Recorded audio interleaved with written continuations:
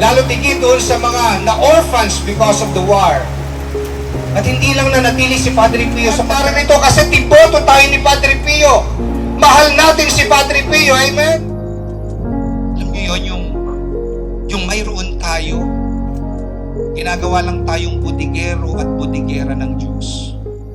So that is what Padre Pio is actually encouraging us. Hindi natin kinakailangan gayahin si Kuya Odan. Hindi natin kinakailangan gayahin yung mga bagay-bagay na nagagawa ng ibang tao. Ano sabi ko?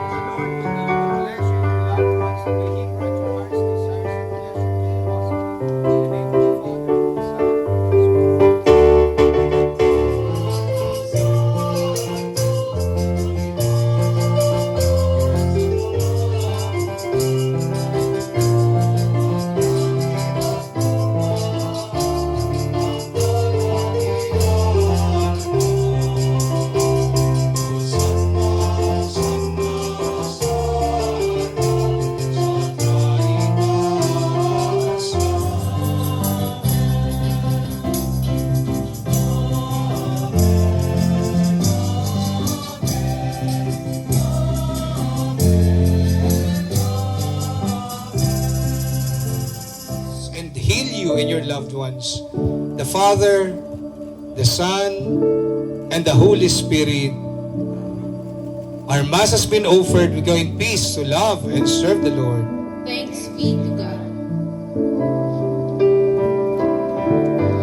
Sa lahat po ng gustong humalik sa relic ni Padre Pio, yung dalawang relic po ay ilalabas natin para mahalikan ninyo. So, pwede pong dalawang pila.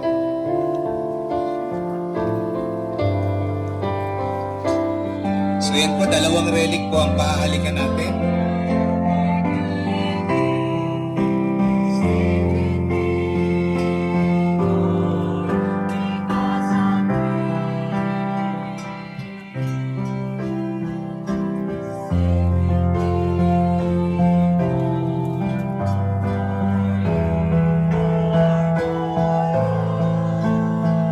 Kung meron po kayong mga rosaryo, o mga kwintas, pwede nyong i-touch doon sa relic ni Padre Pio para maging third class relics yung inyong mga rosaries.